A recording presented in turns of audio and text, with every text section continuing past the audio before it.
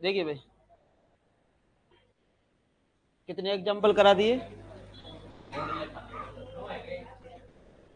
Next example Z4 और addition modulo 4। आवाज नहीं भाई। Z4 और एडिशन मॉडुलो 4। अजी 0 प्लस है ना, 1 बचेगा, 2 बचेगा और 3 और एडिशन मॉडुलो 4 में प्रत्येक अवयव की कोटि।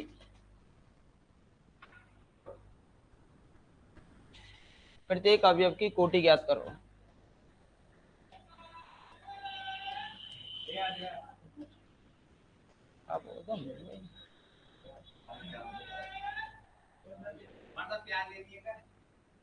ज्यादा ध्यान मत दे, ना लगो तो फ्री बेचनी पड़ सके। समझ रहा है? तो इस वजह से इस पे ध्यान दे जहाँ ध्यान देना है। खैर ना बेच पेच तो कर ले कोई बढ़िया, ना बेच सके ठीक। देखो Z4 + 4 0 1 2 3 इसमें हमें प्रत्येक अवयव की क्या ज्ञात करनी है बोलो, कोटि ज्ञात करनी। हाँ जी, एडिशन के लिए तत्समक 0 और 0 की कोटि 1। पर 0 में 0 कितनी बार जोड़ा जाए कि 0 आ जाए, 0 एक ही बार रहेगा, है ना। तो यानी कि यहाँ पर 0 जो है वो तत्समक है। 0 क्या है बोलो, तत्समक अवयव है। 0 कैसा है बोलो, तत्समक है। तो देयरफॉर ऑर्डर ऑफ 0 बोलो, तत्समक की कोटि हमेशा कितनी होगी, 1 होगी। अब यहाँ ऑपरेशन है, देख लो ऑपरेशन है एडिशन मॉडुलो 4। अब निकालनी है हमें 1 की कोटि तथा अब 1 में 1 को कितनी बार जोड़ा जाए कि तत्समक, तत्समक क्या है 0। अब जोड़ना है, गुणा नहीं कर रहे, और जोड़ना भी कौन सी मॉडुलो पे है, 4 पर। अब देखो 1 में 1 को जोड़ा, कितना बना, 0 बना क्या, फिर से 1 को जोड़ा, कितना बना, क्या 0 बना क्या, फिर से 1 को जोड़ा, कितना बना, और 4 में 4 का भाग देते हैं तो शेषफल। अब 1 को 1 के साथ कितनी बार ऑपरेट कराया गया है, तो दिस इंप्लाइज ऑर्डर ऑफ 1 कितना हो गया बोलिए, 1 की जो कोटि होगी वो कितनी हो जाएगी बोलो, 4 हो जाती है। ऑर्डर ऑफ 1 जो है वो कितनी हो जाती है आपकी, 4 हो जाती है। बोलो कोई समस्या नहीं है ना। अब बात करेंगे किसकी, 2 की। अब अगला एलिमेंट क्या है बोलो ग्रुप का, 2। हाँ जी, 2 को 2 के साथ कितनी बार जोड़ा जाए कि 0 बन जाए, 2 में एडिशन मॉडुलो 4 ऑपरेशन लगी हुई है और 2 जोड़ दिया, 2 दूनी 4 और 4 में 4 का भाग देते हो तो शेषफल। तो कम से कम 2 बार जोड़ना पड़ेगा, तो ऑर्डर ऑफ 2, ऑर्डर ऑफ 2 भी कितना होगा बोलो, 2 ही होगा। ठीक है भाई। अब बात करेंगे किसकी, 3 की। हाँ जी, 3 में 3 को कितनी बार जोड़ा जाए, 3 + 3 कितना बना, 6 और 6 में 4 का भाग देते हैं तो 2 शेषफल बचेगा। अब 2 में फिर से 3 को जोड़ दो, 3 और 2 5, 5 में 4 का भाग देंगे तो शेषफल 1। फिर 1 में फिर से आप 3 को जोड़ दो, 4, 3 और 1 4 और 4 में 4 का भाग देंगे तो शेषफल 0। ठीक है, या फिर सीधा जोड़ दो, 3 और 3 6 9 और 4 12, 12 में 4 का भाग देते हैं तो शेषफल 0। तो ऑर्डर ऑफ 3 कितना हो गया बोलिए,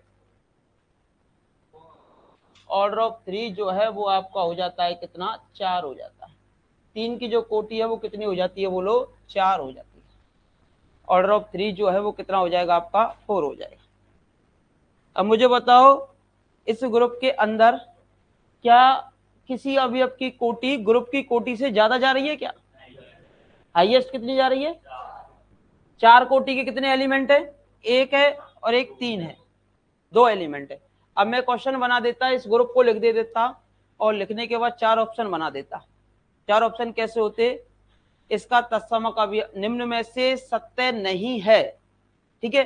अब 4 ऑप्शन देता कि इसका तत्समक 0 है, सत्य है क्या? सत्य, सत्य है। दूसरा दे देता इसमें 4 कोटि के 2 अवयव हैं। भाई 3 की कोटि भी कितनी है? 4, और 1 की कोटि भी कितनी है? 4। तो 4 कोटि के कितने अवयव हैं? 2 अवयव हैं। फिर मैं देता कि 2 कोटि का 1 अवयव है। देखो 2 की कोटि कितनी है? 2 है। कितने अवयव है ऐसे? 1। 2 कोटि का 1 अवयव है, सही बात है। मैं कहता 1 कोटि के 2 अवयव हैं, तो ये कैसा हो गया? असत्य। 1 कोटि का 1 ही अवयव है, वो भी कौन सा है? तत्समक है।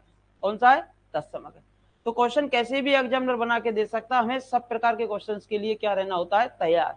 ऐसे क्वेश्चंस आपको टेस्ट सीरीज में भी देखने को मिलेंगे, ठीक है। फिर ये मत कहना कि कहां से आ गया और कितनी कोटि के कितने अवयव हैं, सोच में पड़ जाओ, ठीक है। समझ में आ गया ना? यहां 1 कोटि के कितने अवयव हैं बोलो? 1 कोटि के अवयवों की संख्या 1 है। 1 कोटि के अवयवों की संख्या लिख रहा हूं मैं, अवयव नहीं लिख रहा। 1 कोटि के अवयव पूछता, 1 कोटि का अवयव कौन सा है बोलो? 1 कोटि के अवयवों की संख्या कितनी है? अब मैं पूछता 4 कोटि के अवयव कौन कौन से हैं? 1 और 3। और 4 कोटि के अवयवों की संख्या कितनी है? 2। कितनी है? 2। शब्दों को पढ़ा करो, शब्दों का ही खेल है। जो शब्दों के साथ अच्छे से खेल लेता है वो समझदार होता है गणित के अंदर, ठीक है भाई। तो 1 कोटि के अवयवों की संख्या,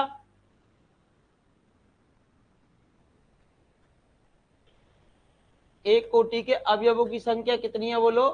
1। 1 कोटि का अवयव बोलो कौन सा है फिर? 1 कोटि का अवयव है, एक ही अवयव है जिसकी कोटि 1 है। कौन सा है वो? 0। 2 कोटि के अवयवों की संख्या, हाँ भाई 2 कोटि के कितने अवयव हैं? एक ही अवयव है 2 कोटि का, खुद 2 ही है। 2 की कोटि कितनी है? 2 है। तो 2 कोटि के अवयवों की संख्या,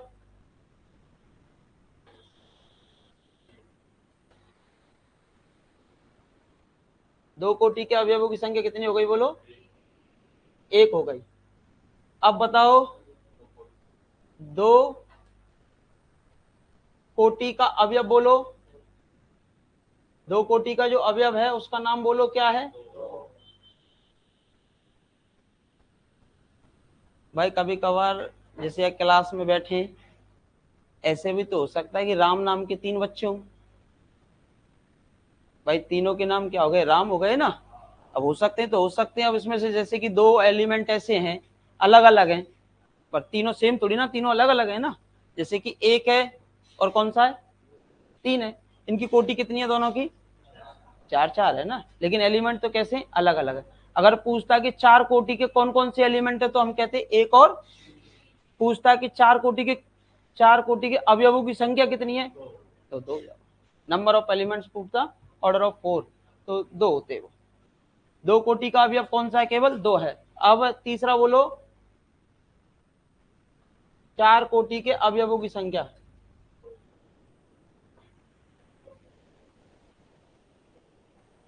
4 कोटि के अवयवों की संख्या बोलो कितनी है? 4 कोटि के अवयवों की संख्या 2। और 4 कोटि का अवयव कौन सा बोलो?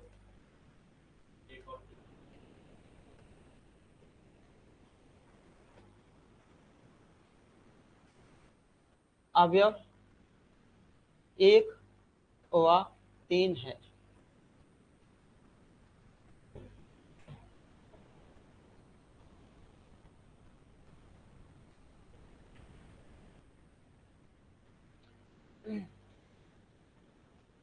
जो कुछ है ग्रुप में एग्जाम्पलों से होगा, जितनी प्रॉपर्टीज बनेंगी वो एग्जाम्पलों से बनेंगी। लिख लिया सभी ने? नहीं लिखा?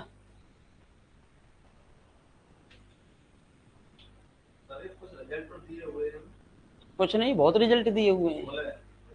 हाँ, और का नहीं। चीजों को क्या है होता है, जब नोटबुक तैयार की जाती है वो अलग प्रकार से तैयार की जाती है, क्लास के अंदर अलग प्रकार से पढ़ाया जाता है, चीज़ों को लिंक करके। वहाँ ऐसी सीट बनाई जाती है कि बच्चा पढ़ा हुआ पढ़ सकता है, जिसने पढ़ रखा है वो पढ़ सकता है, और यहाँ हमें पढ़ाना पड़ता है उस हिसाब से। दोनों चीज़ों में अंतर है। कोई भी सीट मेरा पढ़ना चाहे तो वो पढ़ा हुआ होगा तो ही पढ़ पाएगा, पढ़ा हुआ होगा तो ही बारीकी से पढ़ पाएगा, अदरवाइज समझने का प्रयास करेगा तो उसे बहुत ज़्यादा समय लग जाएगा, क्योंकि सिलेबस छोटा मोटा नहीं है, आरपीएससी का बहुत बड़ा सिलेबस है, और खूब बारीकी से अंदर तक क्वेश्चन बनाने का प्रयास करते हैं। तो कोई भी टॉपिक छूटे नहीं, तो सभी को समाहित किया गया इसमें बहुत ही बारीकी से, बहुत ही अच्छे से। लेकिन जब आपको पढ़ाया जाएगा तो पढ़ाया उसी हिसाब से जाएगा, लिंक करके, सिलेबस को लिंक करके, फिर इन टॉपिक सीट का पूरा समाहित हो जाएगा होने को तो इसमें, पर वो होगा उसी हिसाब से जैसे हम लिखाते जाएंगे एग्जाम्पल, क्योंकि यहाँ मैं सीट को और बड़ा नहीं कर सकता था, तो इस कारण मैं ज़्यादा एग्जाम्पल नहीं लिख सकता, उसको हम विस्तार से बार बार प्रूव करेंगे तो समस्याएं होती है। अब एग्जाम्पल प्रूव करा दिए, अब एग्जाम्पल के बाद मैं रिजल्ट्स बना सकता हूँ इनसे, कितने भी, जितने आप चाहो, ठीक है। अभी तो देखो ग्रुप की प्रॉपर्टीज आएंगी, फिर क्रमन में ग्रुप की प्रॉपर्टीज आएंगी, फिर आपके आएंगी किसकी, साइक्लिक ग्रुप की प्रॉपर्टीज आएंगी। अभी तो साइक्लिक ग्रुप ही हमने नहीं पढ़ा है। फिर प्रॉपर्टी जाने के बाद फिर सब ग्रुप आएगा, सब ग्रुप की प्रॉपर्टी जाएंगी। अभी ऑर्डर पड़ा है, अभी आपकी कोटी, अभी आपकी कोटी की प्रॉपर्टी जाएंगी, फिर अभी आपकी कोटी से लांगराजपुर में आएगी। तो काफ़ी चीज़ें हैं, अभी तो शुरुआत है, पर शुरुआत का बेस बहुत अगर मजबूत है आपका तो आगे चल के बिल्कुल भी समस्या नहीं आएगी। 10 क्वेश्चन थे पिछली बार पेपर में, उससे पिछली सेकंड ग्रेड में एक भी क्वेश्चन नहीं था। संस्कृत डिपार्टमेंट वाले में 5 थे, और इस बार भी आपके 5 क्वेश्चन थे संस्कृत डिपार्टमेंट में, सेकंड ग्रेड वाली में। 2018 वाली सेकंड ग्रेड में एक भी क्वेश्चन नहीं था एब्स्ट्रैक्ट अलजेब्रा का। तो इस चीज को भ्रम यानी माइंड से निकाल देना। हो सकता है किसी टॉपिक से एक भी क्वेश्चन ना है, या हो सकता है किसी टॉपिक से 10 की जगह 15 क्वेश्चन भी हो जाए, 10 कर सकें तो 15 भी हो सकते हैं। तो इस चीज को माइंड से निकाल देना। बच्चों की चीज पता, सबसे बड़ी कमी क्या रह रही है सिलेक्शन में, इस बार भी सबसे बड़ा रीजन यही रहा कि पर्टिकुलर चीज आप पढ़ के जा रहे हो, सेलेक्ट कर लिया, विगत 10 साल के पेपरों का एनालिसिस कर लिया, सेकंड ग्रेड के पेपरों का, कि भाई यहाँ से इतना आ रहा है, यहाँ से इतना आ रहा है, यहाँ से इतना आ रहा है। और आरपीएससी को पता होता है कि बच्चा कहाँ से छोड़ेगा, क्योंकि हमें भी पता है कि आप कहाँ से छोड़ के जाएंगे, और जहाँ से बच्चा छोड़ के जाएगा वहीं से क्वेश्चन बनाऊंगा। समझ गए?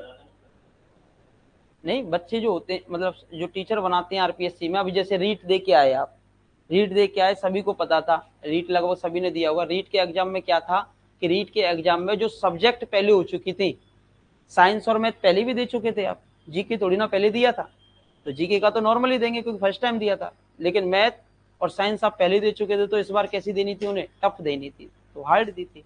अब कुछ बच्चे जो प्रॉपर रूप से साइंस से बिलोंग करते हैं, बायो वाले पार्ट से, वो मैथ को सॉल्व नहीं कर पाए, तो समस्याएं तो होती हैं। फिर बच्चा की दूसरी स्ट्रेटर्जी ये होती है कि भाई हमने रीट को प्री दियो, प्री में हमारे 131 135 आ रहे हैं, तो यहाँ कम से कम 125 तक तो पहुंचे। और बस वहां गलती ये कर दी कि वहां नेगेटिव नहीं थी, और यहाँ क्या है, नेगेटिव। 125 छोड़ 100 तक ही पहुंच जाए वही बहुत है, क्योंकि नेगेटिव है यहाँ, हमें सिलेक्शन चाहिए। हाँ, वो अलग से होगा, लीनियर अलजेब्रा एब्स्ट्रैक्ट अलजेब्रा के बाद होगा, वो अलग से कनेक्ट करेंगे। लीनियर तो आपका चला जाएगा पोस्ट ग्रेजुएशन में, और एब्स्ट्रैक्ट अलजेब्रा के अंतर्गत और आगे वाला पोर्शन होगा रिंग, इंटीग्रल डोमेन और फील्ड, वो हम अलग से कराएंगे फर्स्ट ग्रेड वालों के लिए, ठीक है।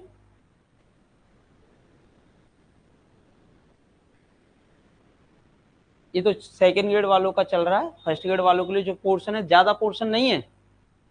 जैसे पहले 27 क्वेश्चन आए थे पोस्ट ग्रेजुएशन के, अब 27 क्वेश्चन में से 11 तो एनए और एलपीपी के ही है, वो एनए और एलपीपी पोस्ट ग्रेजुएशन में दे रखी है, तो 11 क्वेश्चन तो एनए और एलपीपी के, 27 में से कितने बचे, 16। अब 16 क्वेश्चन अलग से पढ़ने थे, और इससे पहले जो फर्स्ट ग्रेड का पेपर होता था वहां आते थे टोटल 10 क्वेश्चन एमएससी के, जिसमें से 2 एनए के और 2 एलपीपी के, 4 तो वो चले गए, 6 अलग से आते थे। अब 6 क्वेश्चन की वजह से बच्चा पोस्ट ग्रेजुएशन को छोड़ता था, तो वे 6 क्वेश्चन आएंगे पोस्ट ग्रेजुएशन ना पढ़ने। पिछली बार साइकोलॉजी में जो फर्स्ट ग्रेड में होता था वहां आते थे साइकोलॉजी में 30 क्वेश्चन, 30, लेकिन इस बार कितने आए थे, 21। तो यह माइंड से निकाल दी आरपीएससी है, क्योंकि सिलेबस उसने फिक्स नहीं किया है कि 9th 10th कितनी दूंगा, या 12th कितने, या ग्रेजुएशन कितने, आएंगे तो ग्रेजुएशन के ज्यादा इस बार भी, ये तो श्योर है। परंतु क्या होता है कि हो सकता है टीचिंग मेथड का बढ़ाते तो नहीं है, कम कर सकते हैं, या 9th-10th के 2-4-5 क्वेश्चन ऊपर नीचे कर सकते हैं, या ग्रेजुएशन के या 11th-12th के ऊपर नीचे कर सकते हैं, क्योंकि वो आरपीएससी है। क्योंकि आरपीएससी को ये पता होता है कि इस बार मैंने ये लेवल दिया, बच्चा इसी लेवल पे पढ़ के आएगा, मैं दूसरा लेवल बदल देंगे, तो इस कारण वो लेवल को ऊपर नीचे अप डाउन कर सकते हैं। तो हमें हर प्रकार से तैयार रहना होगा, क्योंकि किसके 27 थे, 27 थे, 27 थे। हाँ हाँ, तो मैंने डाले थे ना। किसकी? हाँ, वो तो अलग से होगा, वो तो आप क्या करेंगे फर्स्ट ईयर पढ़ के, पढ़े हो भविष्य में काम 2000 और बढ़ जाएंगे, नहीं समझा?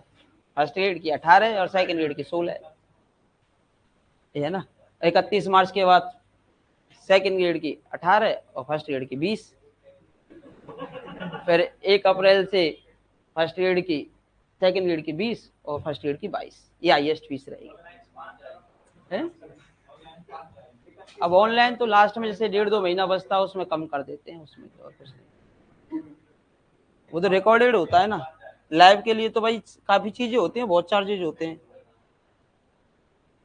वैसे कुछ नहीं है। क्योंकि आप सोच रहे होंगे इसमें से कम से 13 से 14 हजार रुपए का तो मैं आपको study material content test series 13 से 14 हजार रुपए का स्टडी मटेरियल कंटेंट सब कुछ दे दूंगा। जैसे ऐप से जोड़ते हैं तो ऐप का भी खर्चा होता है, लाइव भी आप जोड़ते हो तो पर डे का 1 रुपये अलग से चार्जेज जाता है हमारी जेब से। जैसे लाइव से भी जोड़ते हो ना, वो अलग से चार्जेज होता है, इसे जोड़ने का अलग से होता है, तो सारी चीजें होती हैं, ऐसे थोड़ी ना बहुत खर्चा होता है। आपको लगता है कि टीचर खड़ा है तो सब कमा लियो का टीचर ने, कमाया कुछ नहीं है आपसे, आपको तो नौकरी दिला रहे हैं, टेंशन मत लो, आप तो बस पढ़ते रहो बढ़िया तरीका से, ठीक है। अब देखो 4 कोटि के अवयव कितने हो गए, 1 व 3। अब देखो इसमें क्या होता है, इसी से थोड़ा सा मैं एनालिसिस करा देता हूं चक्र ग्रुप का। किसका? चक्र ग्रुप का। बहुत ज्यादा बार क्वेश्चन आता है चक्र ग्रुप का। देखो किसी भी परमित ग्रुप की अगर हम बात करेंगे, चक्र ग्रुप को चेक करना हो, साइकिल ग्रुप को चेक करना हो, कोई भी ग्रुप चक्र ग्रुप होगा कब? यदि हमें कम से कम एक ऐसा एलिमेंट मिल जाए। कैसा एलिमेंट? एक ऐसा एलिमेंट मिल जाए जिसकी कोटि ग्रुप की कोटि के बराबर हो। अब देखो 1 की कोटि कितनी है और 3 की कोटि कितनी है और ग्रुप की कोटि कितनी है? अगर हमें कम से कम एक ऐसा एलिमेंट मिल जाए, कैसा? ऐसा एलिमेंट मिल जाए जिसकी कोटि ग्रुप की कोटि के बराबर हो, तो वह ग्रुप कैसा बन जाएगा? चक्रीय बन जाएगा हमेशा। कैसा बन जाएगा? चक्र। और जिसकी कोटि ग्रुप की कोटि के बराबर होगी वह उसका क्या कहलाएगा? जनक कहलाएगा। क्या कहलाएगा? जनक। अब देखो जैसे कि यहां से अगर हम बात करें, 1 की कोटि कितनी है और 3 की कोटि कितनी है और इस ग्रुप की कोटि भी कितनी है?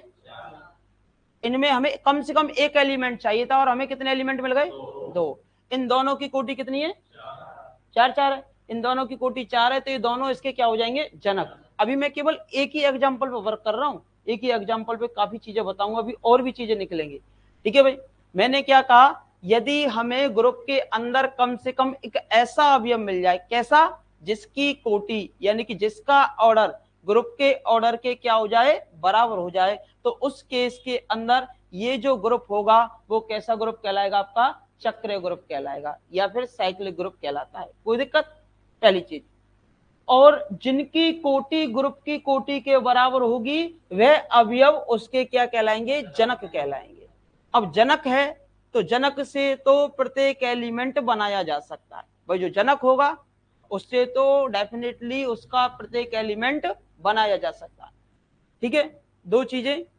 तीसरी बात, यदि एक जनक है, जैसे कि क्या है बोलो, एक के स्थान पर ए लिख लेता हूं, ए जनक है तो ए इनवर्स भी जनक होगा। क्या जनक है बोलो? ए जनक है तो ए इनवर्स भी जनक होगा। मतलब ए जनक होता है तो ए का प्रतिलोम भी क्या होता है? जनक होता है। जब एग्जाम हॉल के अंदर क्वेश्चन करें तो एक है पहचान लो और दूसरा उसका निकाल दो प्रतिलोम। जब ऑप्शंस मिलते हैं ना दोनों, तो दोनों ऑप्शंस में देख लो दोनों एक दूसरे के प्रतिलोम है का ना है। अब देखो एक है और एक का प्रतिलोम 3 है कि नहीं है। एक में क्या जोड़ा जाए, देखो एडिशन मॉडल फुल लग रही है, एक में क्या जोड़ा जाए कि तत्समक बन जाए। एक में जोड़ेंगे कितने 3, 1 + 3 4, और 4 में 4 का भाग देने पे क्या आ जाता है 0। तो एक का प्रतिलोम क्या है 3 है। तो अगर आपको पता चल जाए ना तो आप हमेशा क्या करेंगे कि एक ही कोटि, किसकी कोटि, एक ही कोटि और एक के प्रतिलोम की कोटि, order of A and order of A inverse always कैसे होते हैं, इक्वल होते हैं। दोनों की जो कोटि होती है वो हमेशा कैसे होती है, बराबर बराबर। अब एग्जाम हॉल के अंदर हम बैठे होते हैं तो 3 को ऐसे नहीं करते हम, 3 को हम ऐसे नहीं करते, तो हम एक की कोटि निकाल लेते और एक का क्या निकाल लेते, प्रतिलोम, कि एक में क्या जोड़ा जाए कि 0 बन जाए। आप देखते हैं कि एक में एक जोड़ने पर क्या बन जाता है, 0 बन जाता, सॉरी एक में 3 जोड़ने पर क्या बन जाता है 0। तो एक का प्रतिलोम क्या हो जाता, 3 हो जाता। तो 3 की कोटि कितनी हो जाती, बोलो 4 हो जाती। एक की कोटि कितनी है 4, तो 3 की कोटि क्या हो जाती 4। अगर मैं पूछता 2 का प्रतिलोम बताओ, किसका, 2 का, 2 में क्या जोड़ा जाए कि 0 बन जाए, 2 में क्या जोड़ा जाए कि 0 बन जाए, 2 में 2 ही जोड़ने पर 0 बन सकता है, 2 में 2 ही जोड़ने पर क्या बन सकता है 0। तो 2 का प्रतिलोम खुद 2 ही है, 2 का प्रतिलोम खुद 2 ही है। यदि किसी, ठीक है, यहां तक तो आपने लिख लिया होगा इसके बारे में, यहां तक लिख लो फिर मैं चक्र ग्रुप लिखाता हूं। 0 का तत्समक का तो तत्समक ही होता, क्यों होंगे, एक भी हो सकता है, किसका,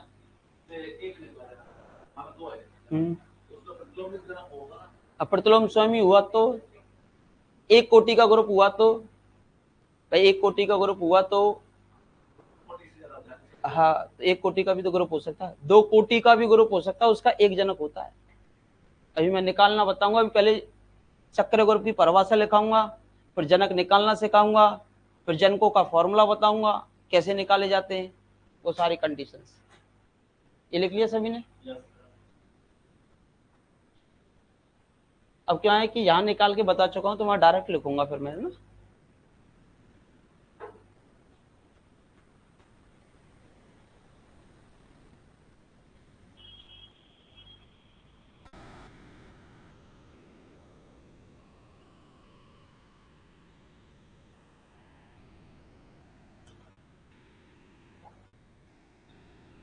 बड़े भैया की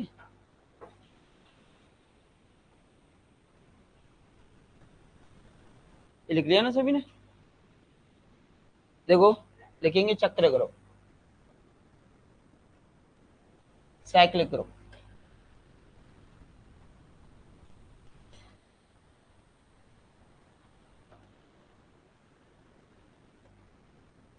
चक्र ग्रुप,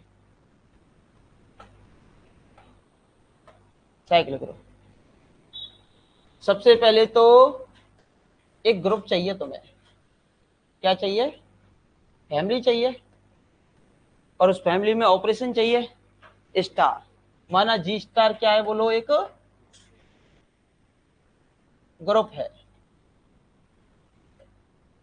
अब सुनो, अगर ग्रुप हो परमित, ठीक है, परमित ग्रुप की बात कर लेते, माना जी स्टार एक कैसा ग्रुप है, परमित की बात कर लेते हैं ना, इनफाइनाइट की बात में बात करेंगे, परमित ग्रुप है, तब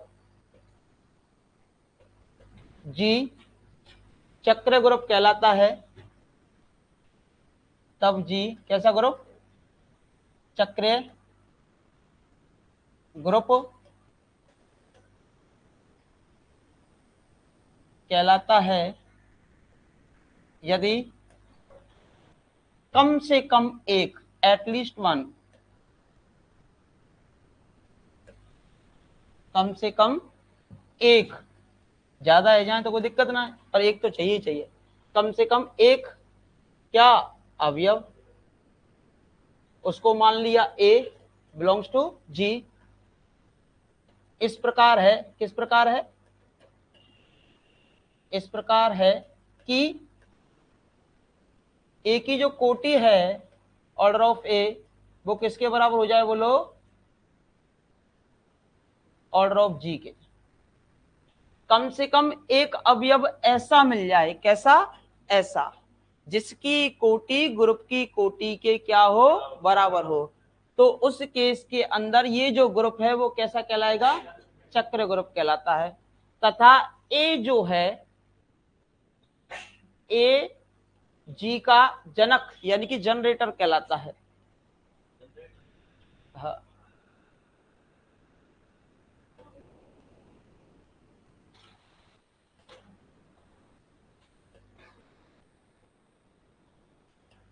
साइक्लिक ग्रुप के अंदर लिखेंगे, बोलो कोई समस्या किसी को, बोलो कोई समस्या, यहाँ तक किसी को दिक्कत, क्या कहलाएगा, जनक कहलाएगा, ए जी का क्या कहलाएगा, जनक। कम से कम एक अवयव ऐसा ढूंढो जिसकी कोटि ऑर्डर ग्रुप की कोटि के बराबर, लेकिन कौन से केस में, परमित के केस में, ठीक है। इनफाइनाइट के केस में तो कहां से ढूंढे, ठीक है। इनफाइनाइट का भी एक एग्जांपल आया था उपग्रुप से रिलेटेड, ये सब ग्रुप कराऊंगा तो उनमें सारी कंडीशंस लिखाऊंगा, क्योंकि मैंने क्या है कि 3 बार का पेपर देखा, ये लास्ट फर्स्ट ग्रेड और उसके बाद ये जो अभी सेकंड ग्रेड हुआ, फिर संस्कृत डिपार्टमेंट वाला, तीनों में एक क्वेश्चन बहुत गहराई से डाल रहा है एग्जामिनर। और सब ग्रुप में भी जैसे वहाँ इन्फिनिटी वाला कॉन्सेप्ट यूज कर लिया, वह कंजुगेट क्लासेज वाला यूज कर लिया, इन्वर्जन वाला यूज कर लिया, यानी एमएससी लेवल तक का क्वेश्चन उन्होंने डाला है एब्स्ट्रैक्ट अलजेब्रा में। जीपीएच की किताब अगर आप पढ़ते हो या आरबीडी पब्लिकेशन किताब पढ़ते हो तो ज्यादा से ज्यादा 2 क्वेश्चन कर पाओगे उनसे, या 3 कर पाओगे, 10-10 क्वेश्चन में से 2 या 3 है, में फिर रिजल्ट ना निकले ना। फिर चाहे एक ही बार तैयारी कर लो, पर अच्छे से कर लो कि मन के अंदर ये ना रहे कि हाँ क्वेश्चन यहाँ से बन जाए, चाहे यहाँ से बन जाए, कहीं से बन जाए, होगा जरूर।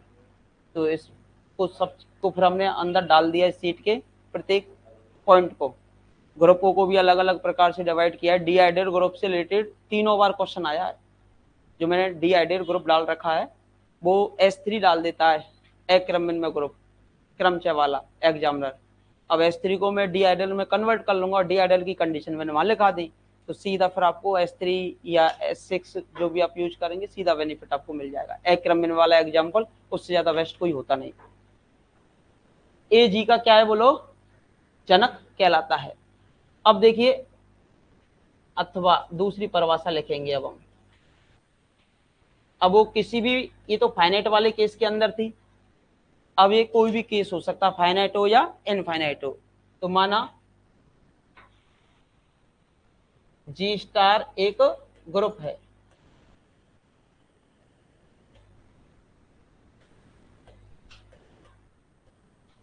तब जी कैसा कहलाएगा, चक्रीय कहलाता है।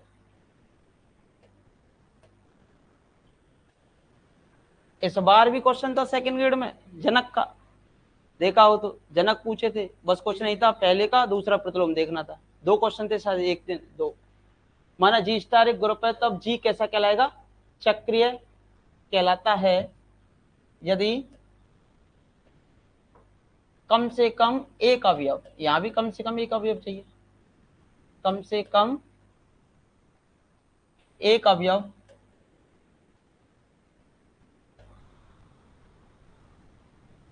A बिलोंग्स टू G इस प्रकार हो, किस प्रकार हो, इस प्रकार हो कि A से ग्रुप के प्रत्येक अवयव को जनित किया जा सके या बनाया जा सके, प्रत्येक अवयव को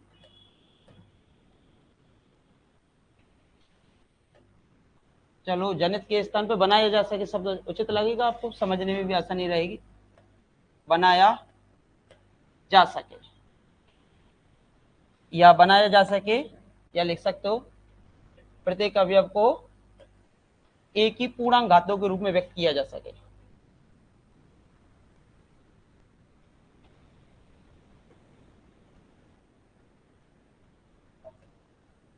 एक ही पूर्णांक घातों के रूप में व्यक्त किया जा सके, धनात्मक पूर्णांक घातों के रूप में व्यक्त किया जा सके,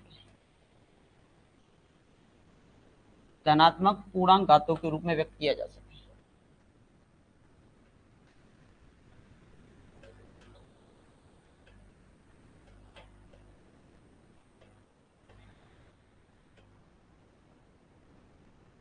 व्यक्त किया जा सकता है। अर्थात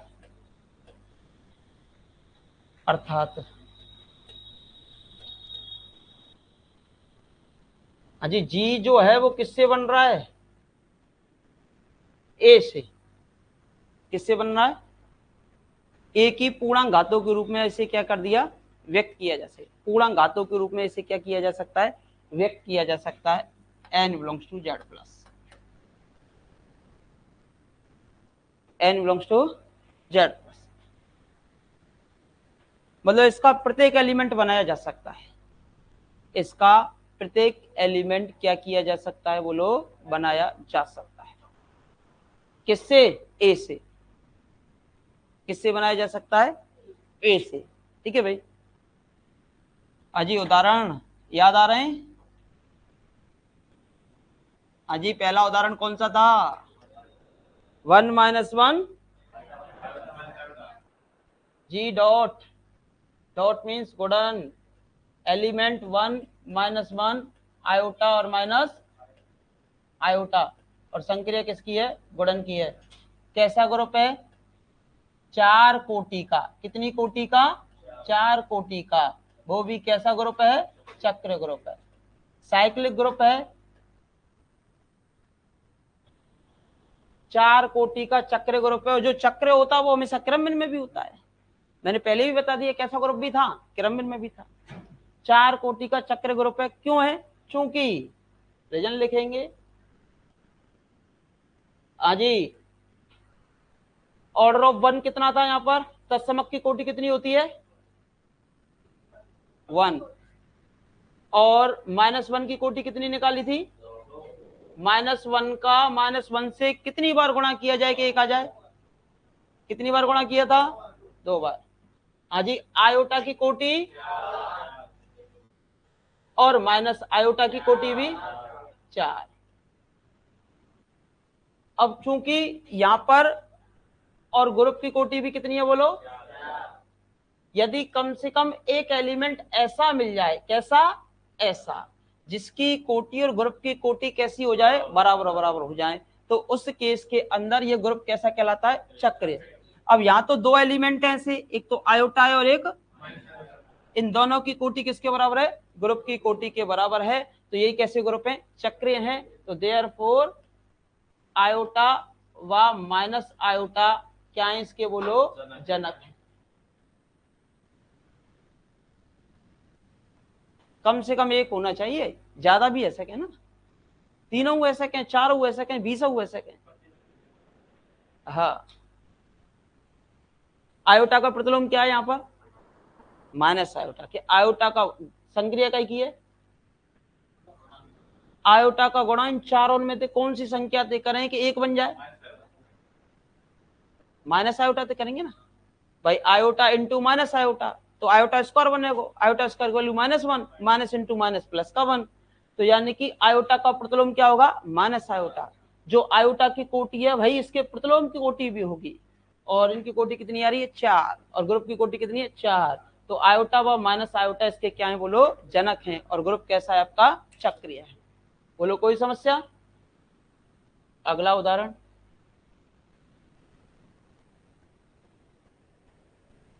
जी और संक्रिया यहां भी गुणन की। एलिमेंट है, बोलो, 1 है, ओमेगा है और ओमेगा स्क्वायर है, और संक्रिया किसकी है? बोलो, गुणन की। बोलो। हाँ जी, यहां पर 1 की कोटि बोलो, तत्समक कितना है? गुणन के लिए तत्समक कितना है? गुणन के लिए तत्समक कितना है? 1। ठीक है। अब बात कर लेते ओमेगा की कोटि की। हाजी, ओमेगा का ओमेगा से कितनी बार गुणा किया जाए कि 1 आ जाए? 3 बार। Omega into omega, omega square, फिर ओमेगा से और कर देंगे तो ओमेगा क्यू, और ओमेगा क्यू पे कितना बनता है? 1 बनता है। ऐसे ही ओमेगा स्क्वायर का ओमेगा स्क्वायर से कितनी बार गुणा किया जाए कि 1 बन जाए? 3 बार। Omega square into omega square, omega 4, और ओमेगा 4 पे बनता है ओमेगा, फिर ओमेगा स्क्वायर से और मल्टीप्लाई कर देते हैं तो बनता है ओमेगा 6। और ओमेगा 6 पे कितना बन जाता है 1। तो यानी कि कितनी बार किया है 3 बार। अब यहां पर आप मुझे बताइए कि ओमेगा की कोटि और ओमेगा स्क्वायर की कोटि किसके बराबर है 3 के, और ये किसके बराबर है ग्रुप की कोटि के। तो इस केस में ग्रुप कैसा हो गया बोलो चक्रीय है, चक्रीय ग्रुप है। और जनक बोलो कौन कौन से इसके ओमेगा और ओमेगा स्क्वायर चक्र ग्रुप है, जिसके जनक जिसके क्या बोलो जनक जिसके जनक ओमेगा व ओमेगा स्क्वायर हैं, जिसके जो जनक हैं बोलो क्या है ओमेगा व ओमेगा स्क्वायर। क्या हुआ कोई दिक्कत हो गई?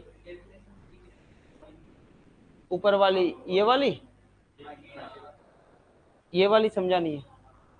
जो जनक होगा मैंने क्या कहा कम से कम एक अवयव ऐसा मिलेगा जिससे इस ग्रुप के प्रत्येक अवयव को व्यक्त किया जा सके यानी बनाया जा सके एक ही पावर में, एक ही पावर में।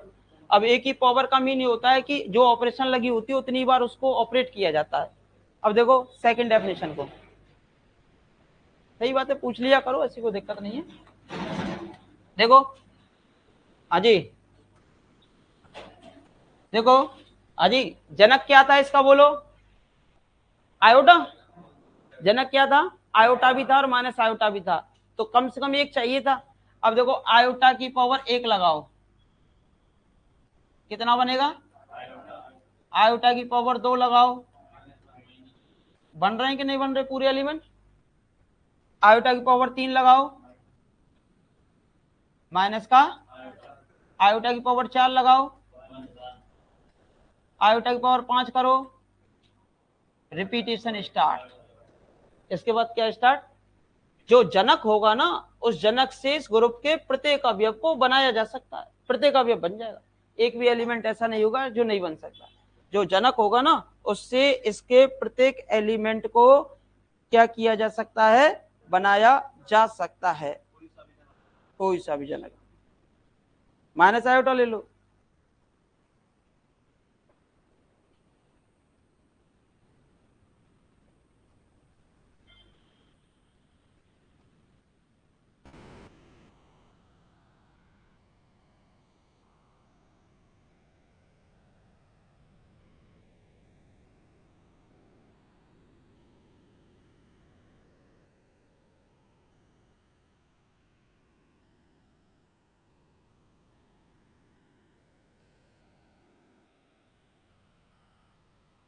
ठीक है हो गया ना क्लियर,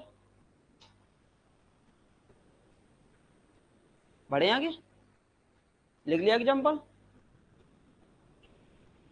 हाँ जी सभी एग्जाम्पल लिख पाए ना अच्छे से, बढ़ जाऊंगा आगे। उदाहरण उदाहरण अजी Z5 और एडिशन मॉडुलो 5 0 1 2 3 और 4।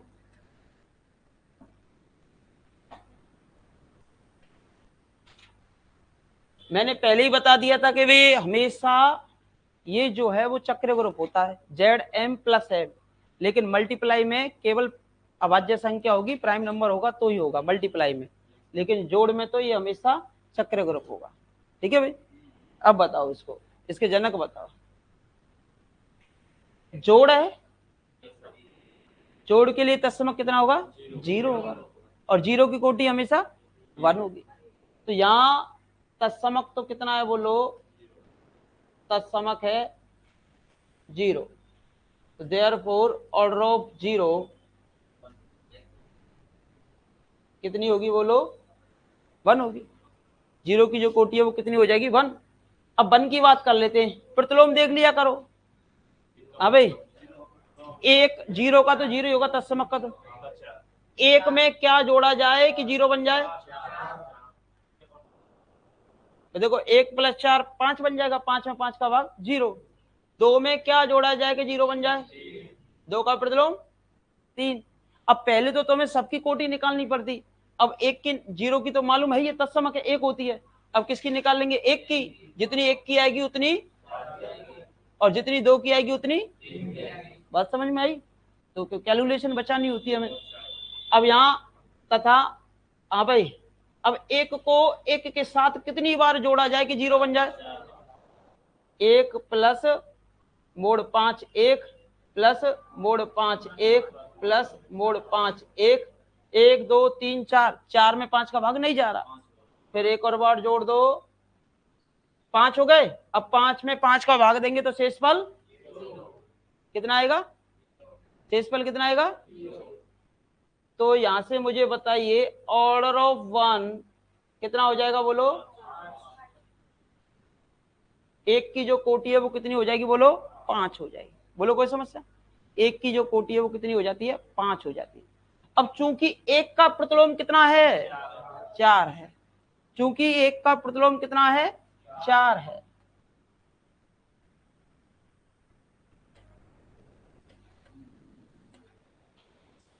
एक क्वेश्चन मिलेगा चक्रीय से, ये ध्यान रखना, हर वर्ष आता है।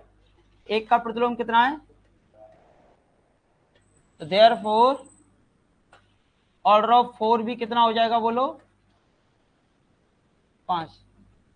चक्रीय तो पता चल गया, ग्रुप की कोटि कितनी, 5, एक की कोटि कितनी और 4 की कोटि कितनी, ग्रुप की कोटि, एक की कोटि और 4 की कोटि 5 के बराबर है, तो ये तो जनक होंगे ही होंगे। अब बात कर लेते हैं 2 की और 3 की। अब 2 और 3 की बात करो, 2 को जोड़िए 2 के साथ में, अब 2 दूनी, फिर एक और बार 2 को जोड़ दीजिए, 6 पे कितना बच रहा है, 1, फिर एक और बार जोड़ दीजिए 8, 8 में कितना बचेगा, 3, फिर एक और बार जोड़ दीजिए 10। तो ऑर्डर ऑफ 2 कितना हो गया, और 2 का प्रतिलोम कितना है, तो ऑर्डर ऑफ 3 भी कितना हो जाएगा, 5। चूंकि 2 का प्रतिलोम, क्योंकि प्राइम नंबर है ना 5, अगर प्राइम नंबर हो ना, Z Z M plus M M prime हो, तो जनकों की संख्या m-1 हो जाएगी। जनकों की संख्या कितनी हो जाएगी, m-1, एक कम, वो जीरो नहीं होता, वो जो आइडेंटिटी वाला होता है ना, वो नहीं होगा बस उसमें। क्योंकि 2 का प्रतिलोम कितना है, बोलो 3 है। क्रॉस में नहीं, क्रॉस में तो वो चक्र होता ही है, उसमें उतने नहीं होंगे जनक। क्रॉस वाले में अभी कराऊंगा, क्रॉस वाला भी कराऊंगा। आइडेंटिटी जनक होती है ना, एक केस में होगी जब एक ही कोटि को ग्रुप हो, भाई एक ही कोटि को ग्रुप है, उसकी कोटि और ग्रुप की कोटि कैसी हो जाएगी, बराबर बराबर हो जाएगी, तो वही जनक हो जाएगा, तो वो भी चक्र हो जाएगा। क्योंकि 2 का प्रतिलोम कितना है, अजी 2 का प्रतिलोम, देयरफॉर ऑर्डर ऑफ 3 भी कितना हो जाएगा, 5। तो यहां पर मुझे बताइए भाई, यहां पर 2 की कोटि, 3 की कोटि, 4 की कोटि, और कौन सा एलिमेंट बचा, एक, एक की कोटि किसके बराबर है, 5 के, और ग्रुप की कोटि भी किसके बराबर है, 5 के, तो ग्रुप कैसा हो गया, चक्र हो गया। तो इसके जनक बोलो कौन कौन से हैं, जनक 1 2 3 व 4 हैं, और जनकों की संख्या भी कितनी है, बोलो 4। इसके जो जनक हैं वो हैं 1 2 3 व 4 हैं, और जनकों की संख्या भी कितनी है, बोलो 4। लिख लो इसको।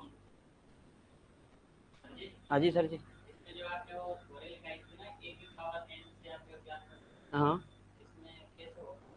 ए की पावर एन का मतलब, मैंने जब अभी आपकी कोटि की परिभाषा लिखाई थी ना, ए की पावर एन बराबर कितना आता है, ई आता था। तो इसका मतलब क्या था, ए की पावर एन ये होता है कि ए स्टार स्टार क्या है, द्विआधारी संक्रिय, स्टार क्या है, द्विआधारी संक्रिय। तो द्विआधारी संक्रिय पहचाननी पड़े हमें। यहाँ पे कौन सी लगी हुई है, एडिशन मॉडुलो 5, तो ई लगानी पड़ेगी। अब जैसे कि दो जनक है, अब जैसे कि दो जनक है तो दो तो एक ही बार लेंगे तो पहला एलिमेंट दो ही बन जाएगा। अब दो दो में जोड़ मोड 5 पे तो कितना बन जाएगा, फिर दो 3 बार जोड़ मोड 5 पे तो कितना बन जाएगा 3, फिर दो 5 बार जोड़ 0 बन जाएगा। तो सारे एलिमेंट दो से बन जाएंगे, सभी की सभी एलिमेंट दो से बन जाएंगे। ठीक है, जैसे कि आपको लिखना होता कि 2 की पावर 2 लिखनी होती तो इसे ऐसे नहीं लिखा जाता, ऐसे लिखा जाता कि 2 में ऑपरेशन किसकी लगी है +5 की, तो वही ऑपरेशन लगानी पड़ती। तो 2 + 2 जोड़ना पड़ता, लेकिन किस पर 5 पर। तो कितना आता है इसका मान 4। अगर जैसे कि 2 की पावर 3 यानी कि उस एलिमेंट से जनरेट कर रहे हो ना, तो 2 5 2 और यहाँ पर भी कितना पढ़ना पड़ता, अब कितना बनता 8, और 8 पे कितना आएगा बोलो, सॉरी 6 पे 1 आएगा, 6 पे आएगा 1। ठीक है, ऐसे 2 की पावर 4 करते 2 2 2 ये बनेगा 8, 8 पे कितना बन गया 3। अब देखो 1 भी बन गया, 3 भी बन गया, 4 भी बन गया। अब 5 पे कितना बन जाएगा बोलो, 2 की पावर 5 पे आ जाएगा 0। अब 2 की पावर 6 पे निकालेंगे तो वो बन जाएगा 2।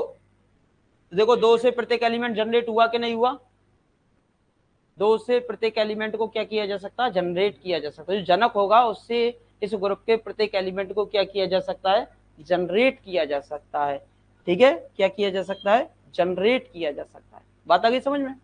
ये मत लगाना कि पावर है 2 को 2 4 और 2 3 8, 2 की पावर 4 पर 16 है ना, हर चीज में मतलब मल्टीप्लाई कर दो।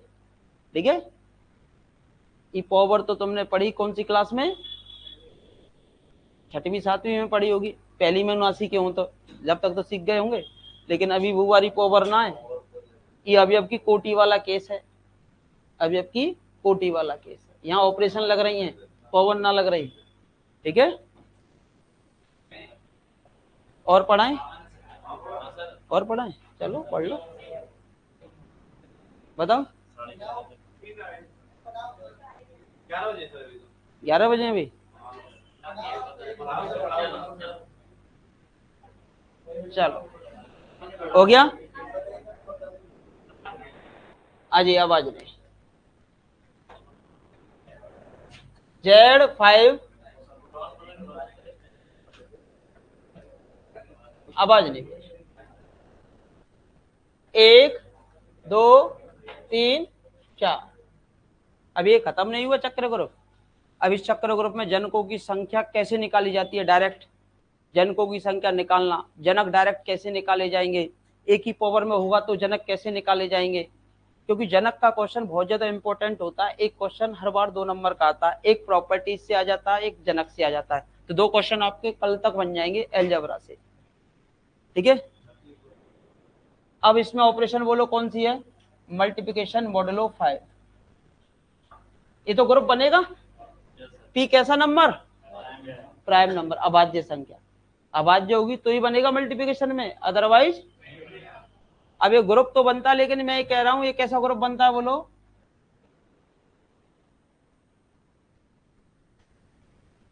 अब इसमें जनक बताओ। उसमें तो देखो जहां प्राइम आया था वहां 4 बन गए थे, कितने बन गए थे जनक 4, लेकिन यहाँ 4 नहीं बनेंगे, कितने बनेंगे वो देखना है आपको। और ऐसा क्वेश्चन आया था एग्जाम में, Z7 के लिए था शायद, है ना, Z7 के लिए थे, मुझे याद है अच्छे से। हाँ जी, 1 2 3 4। हाँ भाई निकालो कोटि, गुणा के लिए तत्समक ऑर्डर ऑफ 1, तत्समक की कोटि, किसी को कोई समस्या, तत्समक की जो कोटि होगी वो 1 होगी। अब एलिमेंट, हाँ भाई प्रतिलोम की बात कर लूं, 2 का गुणा किससे किया जाए कि 1 बन जाए। अब तत्समक कितना है, तत्समक 1 है ना, तो 2 का गुणा किससे किया जाए कि 1 बन जाए, 3 दूनी 3 दूनी 6, और 6 पे कितना बनता है 1।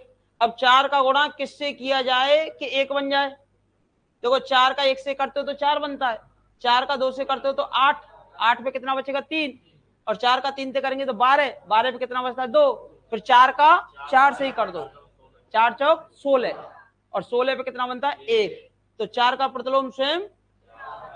एक रिजल्ट और बता देता हूं, अगर स्वयं का प्रतिलोम स्वयं होता है तो उसकी कोटि हमेशा कितनी आती है 2 आती है। कितनी आती है 2।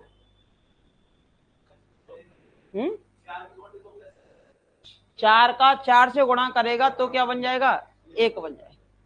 यदि स्वयं स्वयं का प्रतिलोम होता है तो उसकी कोटि हमेशा कितनी होती है 2 होती है। अब देखो निकलते हैं तो निकलेंगे जनक के हैं।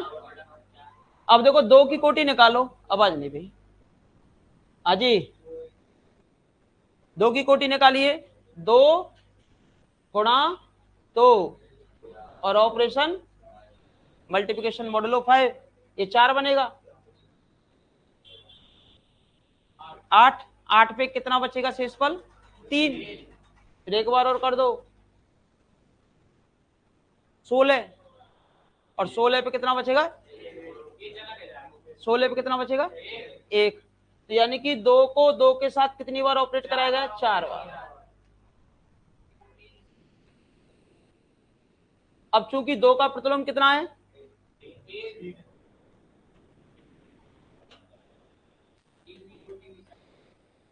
आवाज नहीं करेंगे भाई।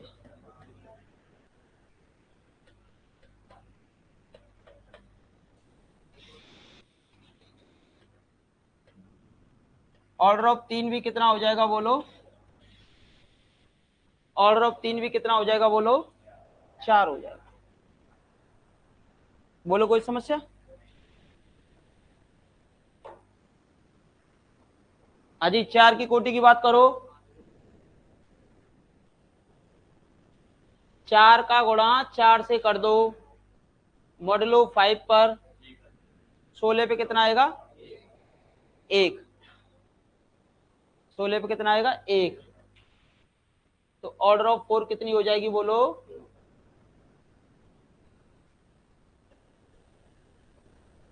ठीक है।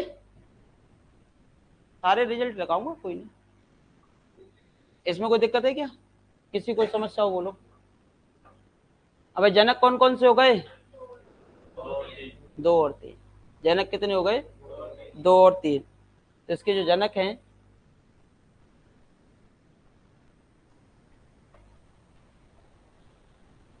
जनक 2 व 3 है। अब मैं पूछता जनकों की संख्या कितनी है, जनकों की संख्या कितनी है 2 है, इसे लिख लो। एक क्वेश्चन आपको दे रहा हूं, 2 क्वेश्चन, एक नहीं 2 क्वेश्चन मैं आपको दे रहा हूं, उनको घर से कर लाना और मुझे बता देना कल। शेष साइकिलिक को मैं कल आगे बढ़ाऊंगा क्योंकि तो फिर लोड ज्यादा आ जाएगा दिमाग पे, प्लस की जगह जोड़ होगा, जोड़ की जगह प्लस होगा, है यही तो है, जब भी तो ऐसे ही थोड़ी ना मास्टर बने भाई। और बच्चे हैं जिन्होंने 3-3 4-4 5-5 साल से तैयारी कर रहे हैं, एक आप हो जो मान के चलो पहली बार तैयारी कर रहे हो, तो आपको उनके लेवल तक जाने के लिए, उनसे ऊपर जाने के लिए उनसे ज्यादा मेहनत करनी पड़ेगी। आपको कम समय में उनके बराबर आना है, उनकी ऑलरेडी 4-5 साल की मेहनत होती है, तो उनसे आगे या उनसे ऊपर जाने के लिए आपकी मेहनत उनसे 2 गुनी 3 गुनी होनी चाहिए, जब होता है। नहीं तैयारी क्या, तैयारी तो कर लेते हैं, एक बार पढ़ लेते हैं, पर तैयारी एक बार से पेपर के जो स्टैंडर्ड हैं, सिलेबस जो आते हैं, तो पार पड़े ना, फिर बच्चा की थोड़ी सी समस्याएं आ जाती हैं। और क्या होता है कि बच्चा को जब सीधो बेनिफिट है जाए, अगर वो ग्रेजुएशन बहुत अच्छे से पढ़ के आता है तो अपनी टाइम पर, जब तो बेनिफिट हो जाता है, अगर उसने ग्रेजुएशन बहुत ही हल्के से पढ़ी है केवल पास होने के उद्देश्य से, तो समस्याएं होती है। 11th-12th में क्या होता है, 11th-12th का रोल ये रहता है, क्योंकि घर वालों का प्रेशर होता है, जब बच्चा भी फ्रेशर ही होता है, 11th-12th तक पढ़ता है, नई एज होती है, नया माइंड होता है, घर वालों का प्रेशर, स्कूल वालों का प्रेशर कि भाई 11th-12th के बाद ही तेरा फ्यूचर डिसाइड होगा, तो परसेंटेज बना कितनी बना सके, 90 बना, 95 बना, 100 बना, तो बच्चा भी दिन रात पढ़े, 11th-12th तो उसको रट जाती है बहुत अच्छे से। अब वो चीज रटी हुई है तो उसे पढ़ने में समस्या नहीं होती। अगर यही टॉपिक मैं 11th-12th का पढ़ाऊं, चाहे कितनी भी स्पीड से पढ़ा लूं, आपके समझ आ जाएगा, क्योंकि आपने बहुत अच्छे से पढ़ रखा उसको, रट रट के पढ़ रखा उसको। अब लेकिन बीएससी को आप हल्के हाथ से पढ़ के आते हो, ऊपर ऊपर से पढ़ के आते हो, इस वजह से हम कितना भी धीमा पढ़ा लें, जब भी आपके माइंड के जो बोल्ट हैं ऊपर नीचे निकाल है ही जाए, तो हमें क्यों ऊपर नीचे करने ना है, समझना है तो साथ के साथ पूछो, प्रेशर ज्यादा बढ़ाओ मत, ये होता है। अब इसी कारण अब क्या है कि जैसे कि आरपीएससी की बात करें या DSSB का पिछला पेपर हुआ या फिर ये वाला पेपर हुआ फर्स्ट ईयर का, इन्होंने क्या किया कि अब एग्जामिनर को पता है कि भाई बच्चा अगर हायर एजुकेशन जानता है तो डेफिनेटली कौन सी एजुकेशन जानता है, लोअर एजुकेशन जानता है। तो इस कारण जो लोअर एजुकेशन का यूज है उन्होंने हायर एजुकेशन में करवा दिया। जैसे टिग्नोमेट्री के पहले 5 से 6 क्वेश्चन आते थे सेकंड ग्रेड के अंदर, ठीक है, ये जो सेकंड ग्रेड संस्कृत डिपार्टमेंट वाला था इसमें तो ओल्ड पैटर्न दे ही रखा था, ऑलरेडी लिखा हुआ था जैसे पहले लिखा आता था, लेकिन इस सेकंड ग्रेड में लिखा हुआ नहीं था। अब टिग्नोमेट्री के 2 क्वेश्चन थे, एक तो थीटा का मान निकालने वाला था, एक हाइट डिस्टेंस का था, ठीक है, ऊंचाई वाला। अब ऊंचाई वाले को तो कौन छेड़ना चाहेगा, वहां छोटा मोटा हो तो कर लेगा, नहीं तो फिर उसको समझो फिर उसको करो तो टाइम लगता है, तो छोड़ने लायक ही क्वेश्चन होते हैं ऐसे, उसको छोड़ ही दो, क्योंकि 2.5 घंटे का पेपर होता है तो कुछ क्वेश्चन छोड़े भी जाते हैं।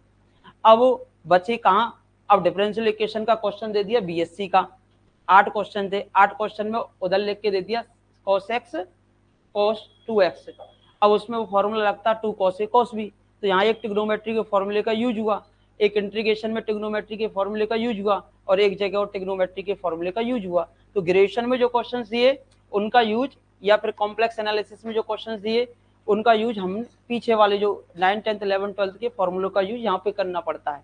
तो कहने का मीन यह है कि अब एग्जामिनर को पता है कि भाई मैं अलग पूछने की अपेक्षा ग्रेजुएशन में पूछकर 9th 10th 11th 12th को जोड़कर ही पूछ लूं, तो एग्जामिनर इस प्रकार से क्वेश्चंस इस बार जो 2-3 एग्जाम हुए उनमें पुटअप कर रहा है।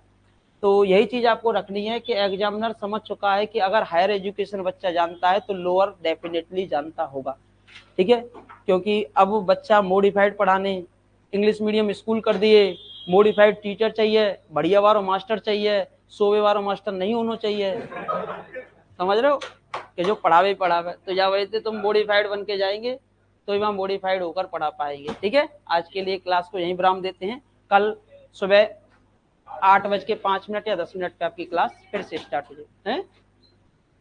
क्वेश्चन दे रहे थे, अब कल दे देंगे, है ना।